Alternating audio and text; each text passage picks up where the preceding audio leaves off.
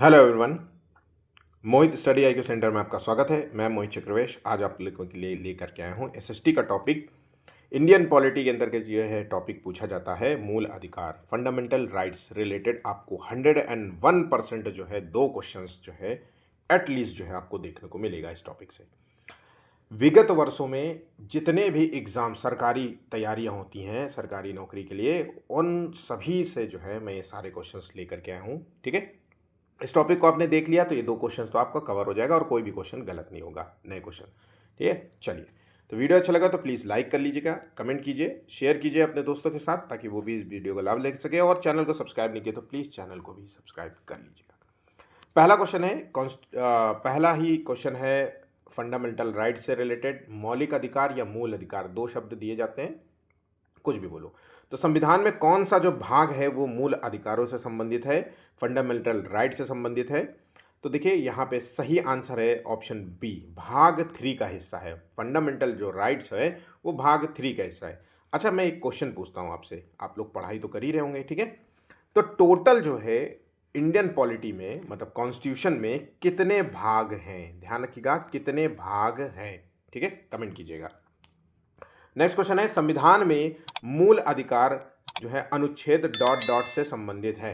तो संविधान में जो मूल अधिकार है, फंडामेंटल राइट्स जो हैं, वो किस अनुच्छेद के अंतर्गत आते हैं? तो सही आंसर होगा अनुच्छेद 12 से 35।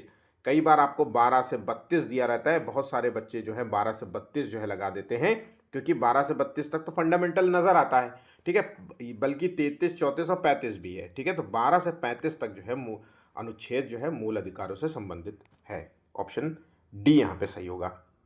नेक्स्ट क्वेश्चन है, संविधान के किस भाग को भारत का मैग्ना कार्टा कहा जाता है? तो देखिए, भारत का मैग्ना कार्टा कहा जाता है मूल अधिकारों को। मूल अधिकारों को भारत का मैग्ना कार्टा कहा जाता है और ये भाग 3 का हिस्सा है, ठीक है। और अनुच्छेद की अगर हम बात करें तो 12 से 35 तक जो है ये अनुच्छेद है। हर एक अनुच्छेद के बारे में, इंपॉर्टेंट अनुच्छेद के बारे में हम जानेंगे, ठीक है, बिल्कुल सरल शब्दों में।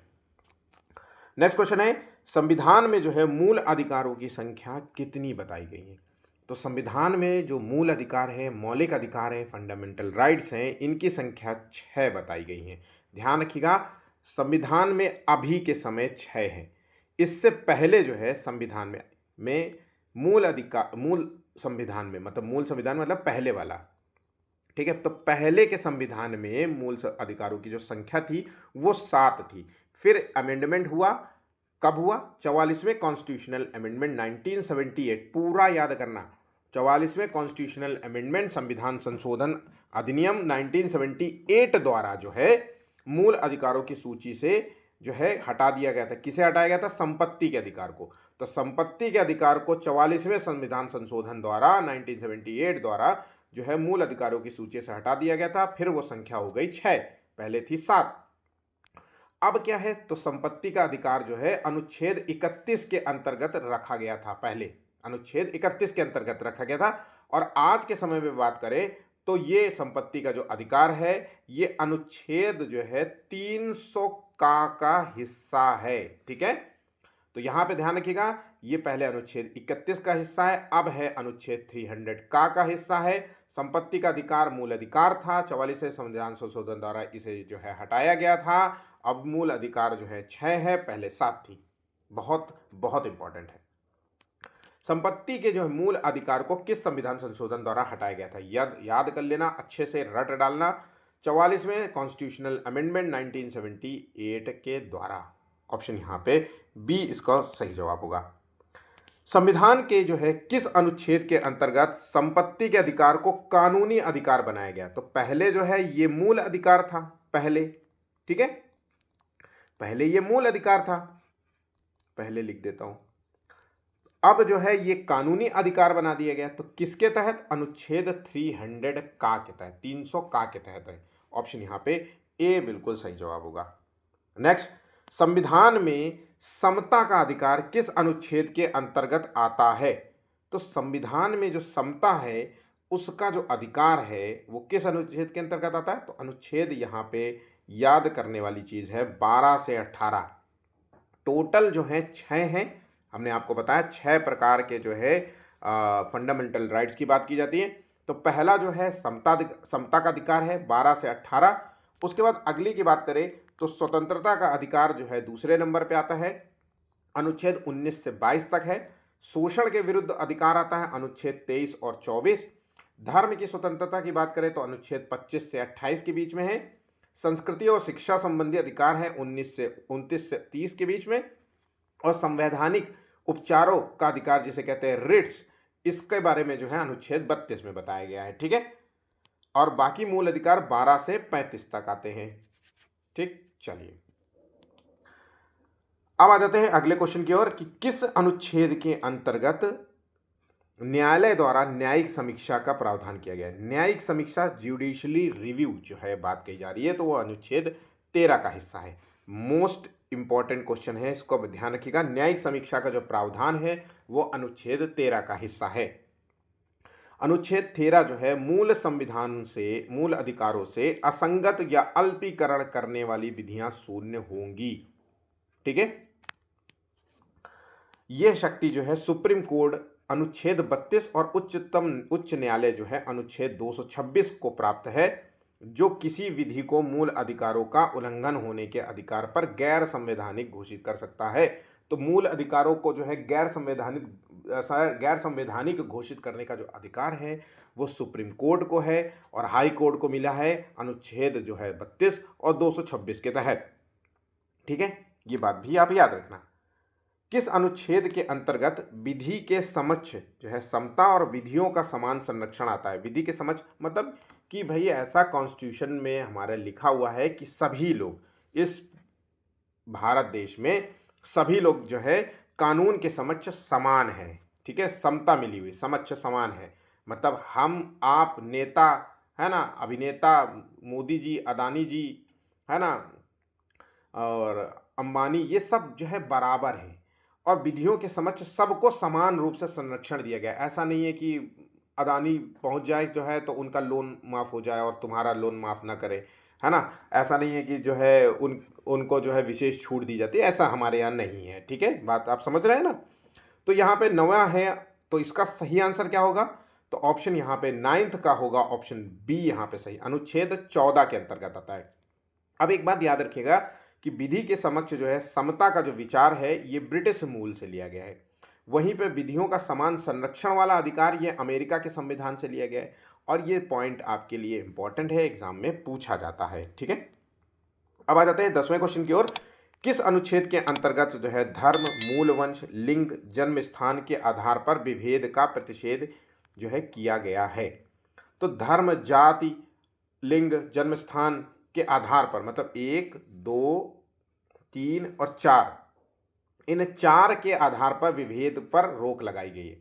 तो ये कौन सा है? अनुच्छेद 15। ध्यान रखिएगा, बहुत ही इंपॉर्टेंट है ये क्वेश्चन।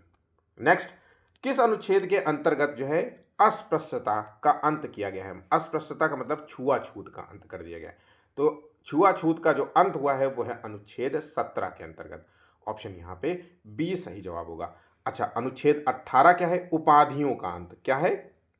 उपाधियां, किसी भी तरह की उपाधियां नहीं दी जाएंगी, केवल सेना और विद्या संबंधी जो उपाधियां होती हैं वो छोड़ करके बाकी कोई नहीं मिलती। ठीक है, बाकी भारत रत्न, पद्म विभूषण, ये सब चीज़ों को भी जो है उपाधियों की श्रेणी में नहीं रखा जाता, इनको भी छोड़ा गया है। ठीक है, यहाँ पे याद रखिएगा। नेक्स्ट पॉइंट यहाँ पे जो दिया गया अनुच्छेद 19 की बात करें तो ये बोलने की स्वतंत्रता है। ठीक है, अक्सर कहते हैं ना, मेरे बोलने की आज़ादी तुम छीन रहे हो, ये मेरा बोलने का अधिकार है, ये मेरा बोलने की स्वतंत्रता का अधिकार का हनन हो रहा है, इस तरीके से अक्सर जो है लोग यहाँ पे कमेंट करते हुए देखते हैं। तो अनुच्छेद 19 के अंतर्गत ये ऐसी बात करते हैं। ठीक है, अनुच्छेद जो 23 का संबंध है ये ह्यूमन ट्रैफिकिंग से रिलेटेड है, मतलब जबरन जो है किसी को श्रम नहीं करा सकते कि अपने घर में नौकर रख लिया एक छोटे बच्चे को। आमतौर पे 14 साल से कम उम्र के बच्चों को आप जो है जबरन लेबर, और जबरन तो कर ही नहीं सकते, मतलब श्रम भी नहीं करा सकते कि अपने घर में नौकर बना के रख दिया, है ना। 14 से कम उम्र के बच्चों के कारखानों पर भी काम करने पर रोक लगाई गई है। ठीक है, नेक्स्ट, किस अनुच्छेद के अंतर्गत जो है स्वतंत्रता का अधिकार आता है? अब देखिए, स्वतंत्रता का अधिकार का हनन हो रहा है तो अनुच्छेद 19 के अंतर्गत आता है। ठीक है, और यहाँ पे कितने प्रकार की स्वतंत्रता की बात हो रही है? तो यहाँ पे 6 प्रकार की स्वतंत्रता की बात होगी, हम आगे उसको पढ़ेंगे। अब यहाँ पे कितने प्रकार की, 6 प्रकार की है। तो पहला तो हम बोलने की स्वतंत्रता दी जाएगी, भाई हमें बोलने की आज़ादी मिलनी चाहिए। जब आप बोलने लगोगे तो आप जो है सम्मेलन करने की जो है स्वतंत्रता मांगोगे कि भाई हम सम्मेलन करना चाहते हैं अपना, मतलब मान लो ऐसा समझ लीजिए कि आपको अपने घर में जो है सम्मेलन बुलाना है, ठीक है, बोलने के बाद सम्मेलन ही तो बुलाओगे। जब आपके घर में 10-15 लोग आ जाएंगे तो आप संघ बनाने की बात करोगे, ग्रुप्स में बढ़ जाओगे। ये कुछ 5-5, 10-10 लोगों का कि हम लोग एक ऐसा करते हैं कि कल जो है ऐसा ट्रिप में चलते हैं, कहीं घूमने चलते हैं, ऐसा कुछ है ना। तो संघ बनाने का अधिकार हो गया। फिर जो है अगला पॉइंट होगा कि भाई उसी में डिस्कशन हो गया कि घूमने का अधिकार, तो घूमने चले गए। जब घूमने जाओगे तो वहाँ पे निवास करोगे, होटल वोटल लोगे, ऐसा समझ लीजिए। तो निवास करोगे तो फिर यार वहाँ से कुछ व्यापार भी करने लगोगे। तो यहाँ पे इस तरीके से जो है कुछ जो है स्वतंत्रताओं का जो है जिक्र किया गया। ये टोटल जो है 6 है, यहाँ पे 5वां नंबर है, ये 6वां नंबर है, ठीक है। नेक्स्ट क्वेश्चन है, किस अनुच्छेद के अंतर्गत जो है प्रेस की स्वतंत्रता का प्रावधान किया गया है? तो प्रेस की स्वतंत्रता जो है अनुच्छेद 19 के तहत है, और आज के समय में 157 जो है हमारे देश की जो है प्रेस विश्व जो है प्रेस जो है स्वतंत्रता में अगर देखा जाए तो रू की सूची में जो है मिलता है उसका स्थान 180 देशों में, ठीक है। बहुत अच्छे तरीके से स्वतंत्र है आज की प्रेस। चलिए, किस अनुच्छेद में अपराधों के लिए दोष सिद्धि के संबंध में संरक्षण प्रदान किया गया? अपराध के लिए दोष सिद्धि के संबंध में संरक्षण जो प्रदान किया गया है वो अनुच्छेद 20 में प्रदान किया गया है, ठीक है। ऑप्शन यहां पे बी इसका सही जवाब होगा।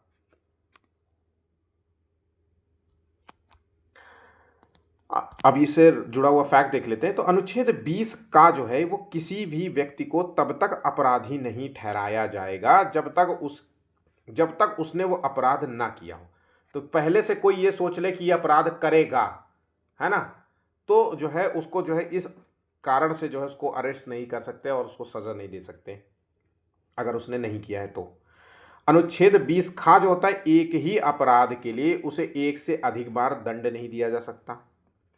उसके बाद अनुच्छेद जो है 20 गा कहता है, सी कहता है, किसी भी व्यक्ति को स्वयं अपने विरुद्ध जो है गवाही देने के लिए बाध्य नहीं किया जाएगा। अक्सर जो है स्टेटमेंट पुलिस लिखा लेती है, अब फिर क्या करते हो, फिर जो है स्टेटमेंट लिखा लेती है, अब फिर स्टेटमेंट जो है कोर्ट में जमा करती है कि इसी ने जो है कबूल किया है, और व्यक्ति अगर जो है कोर्ट में जा करके वो पलट जाए कि नहीं इन्होंने ज़बरदस्ती कराया, तो बड़ी फजीहत होती है, ठीक है, कार्रवाई हो जाती है, सस्पेंड हो जाते हैं तक, ठीक है। तो ये उसी से रिलेटेड है, ठीक है। चलिए, किस अनुच्छेद में जो है प्राण एवं दैहिक स्वतंत्रता का संरक्षण जो है प्रदान किया गया है? तो प्राण और दैहिक स्वतंत्रता मतलब किसी भी व्यक्ति के प्राणों की जो है, मतलब किसी भी व्यक्ति के प्राण छीनने का अधिकार नहीं है, और अगर आप छीन भी रहे हो तो बाकायदा जो है कानून प्रक्रियाओं के तहत जो है उसको लिया जाएगा। तो ये अनुच्छेद 21 से संबंधित है। ऑप्शन यहाँ पे ए बिल्कुल सही जवाब होगा। किस अनुच्छेद के अंतर्गत जो है मानव दुर्व्यापार बलात् श्रम का प्रतिषेध किया गया है? तो मानव दुर्व्यापार और बलात् श्रम ये 2 पॉइंट्स हैं, ठीक है। मतलब चाइल्ड लेबर जो होता है लेबर, और ये ह्यूमन ट्रैफिकिंग है। ह्यूमन मतलब खरीद फरोख्त करना किसी लड़का या लड़की की, ठीक है। तो ये ह्यूमन ट्रैफिकिंग से तो ये रोक लगाता है कौन सा अनुच्छेद? ये अनुच्छेद 23 के अंतर्गत। इंपॉर्टेंट है, बहुत अच्छे से याद कर लेना। किस अनुच्छेद के अंतर्गत शिक्षा का अधिकार प्रदान किया गया है? तो शिक्षा का जो अधिकार है वो अनुच्छेद का 21 का के तहत।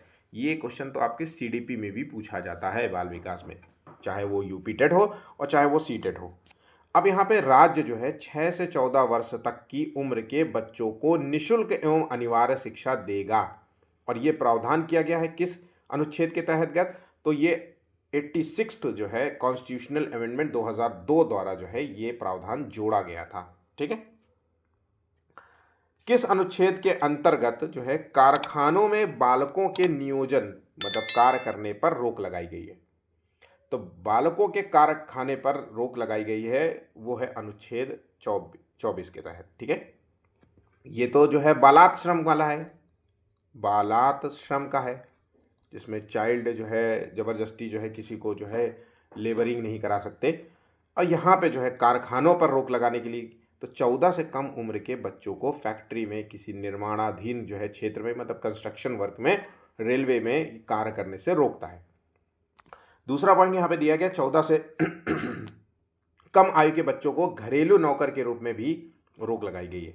ठीक है, होटल पर काम करने से रोक लगाई, दुकान, चाय की दुकान, इन पर काम करने से रोका गया है। किस अनुच्छेद के अंतर्गत जो है धर्म की स्वतंत्रता का अधिकार दिया गया है? तो धर्म की स्वतंत्रता जो है ये किससे संबंधित है?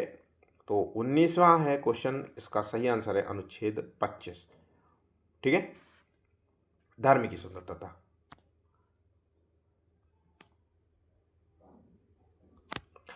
किस अनुच्छेद के अंतर्गत धार्मिक कार्यों के प्रबंधन की जो है स्वतंत्रता का अधिकार दिया गया है? तो धर्म की स्वतंत्रता, उसके बाद आता है धार्मिक कार्यों के प्रबंधन, तो ये अनुच्छेद 26 से संबंधित है। ठीक है, धर्म की स्वतंत्रता और धार्मिक कार्यों की स्वतंत्रता।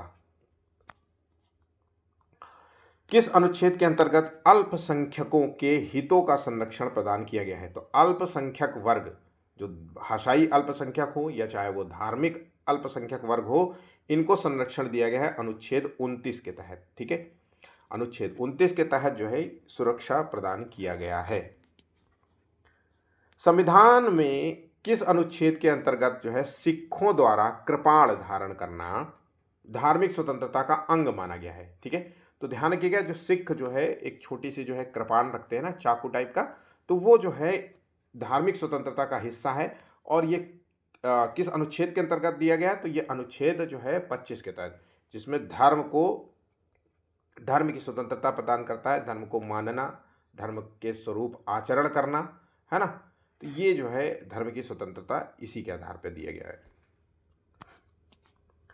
देखिए, निम्नलिखित में से किसी एक अधिकार को डॉक्टर BR अंबेडकर द्वारा संविधान की आत्मा कहा गया। ध्यान रखिएगा, संविधान की आत्मा डॉक्टर भीमराव अंबेडकर ने जिसे कहा था वो है संवैधानिक उपचार का अधिकार, जिसे कहते हैं रिट्स।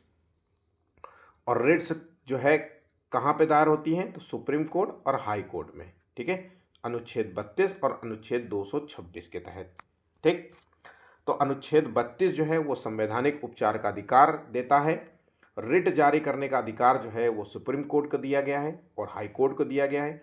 और कितने प्रकार की रिट दी गई हैं? तो 6 प्रकार की रिट बताई गई। बहुत ही इंपॉर्टेंट है, मैं रिट से रिलेटेड एक प्रॉपर वीडियो दूंगा, बिल्कुल भी परेशान मत होना। अभी फिलहाल के लिए नज़र रखिए कि ये जो है 6 प्रकार की रिट्स होती है और कौन कौन सी होती है, इसके बारे में जान लेते हैं।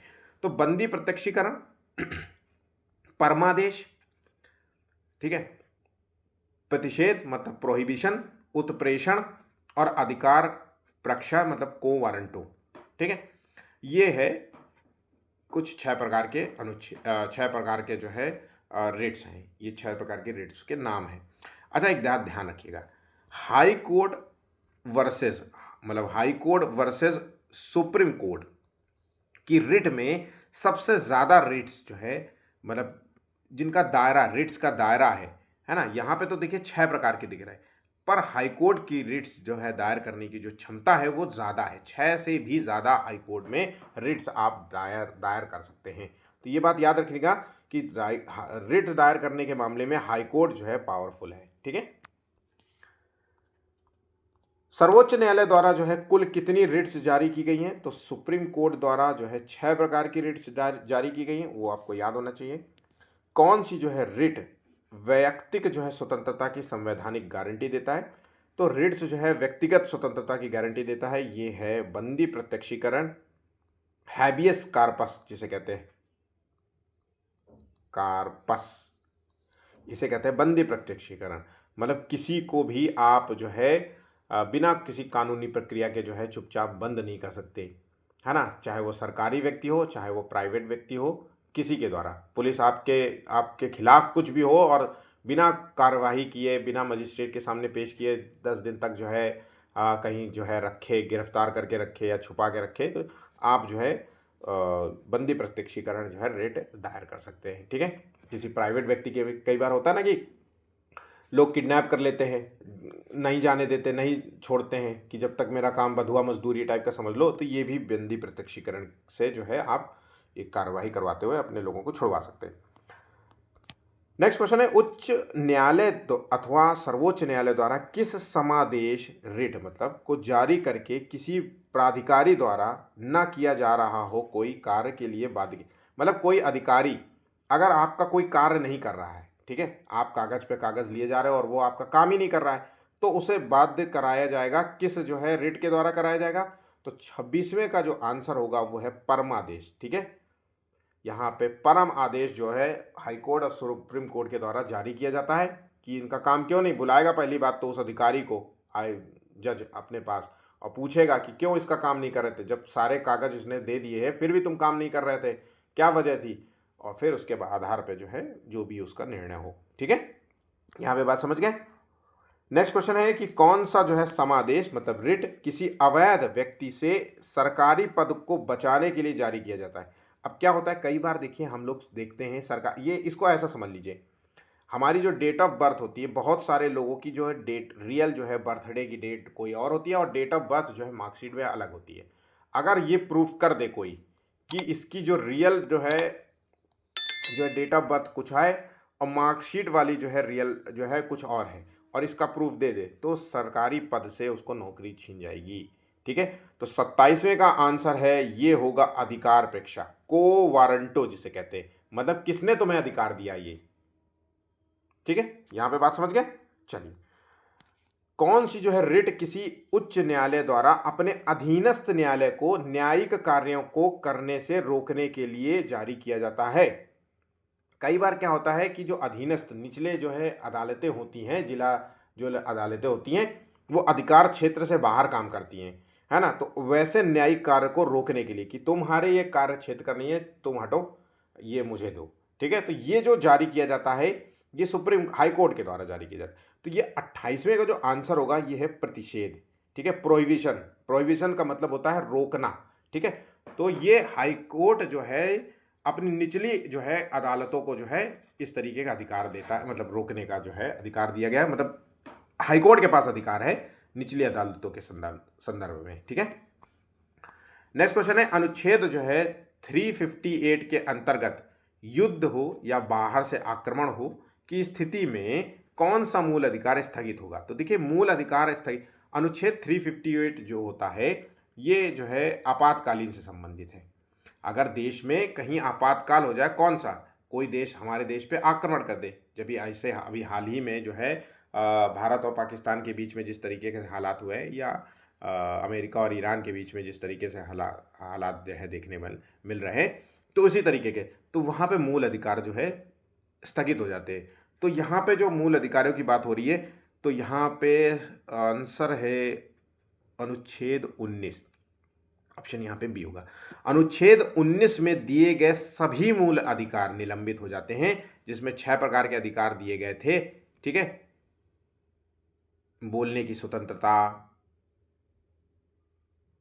सम्मेलन करने की स्वतंत्रता, संघ बनाने की स्वतंत्रता, अब जो है कहीं भी ट्रैवल करने की स्वतंत्रता, है ना, ये इस तरीके की जो 6 मूल अधिकार निलंबित हो जाते हैं। राष्ट्रीय आपातकाल समाप्त होते ही अनुच्छेद 19 जो है स्वतः जो है प्रभाव में अपने आप जो है लागू हो जाता है। 30 क्वेश्चन है, निम्नलिखित में से किस संविधान अनुच्छेद के अंतर्गत भारत के राष्ट्रपति जो है मूल अधिकारों के कार्यान्वयन को स्थगित कर सकते हैं। तो यहाँ पे देखिए, राष्ट्रपति मूल अधिकारों को स्थगित कर रहा है किस अनुच्छेद के अंतर्गत, तो अनुच्छेद जो है यहाँ पे याद रखना है 359 के अंतर्गत।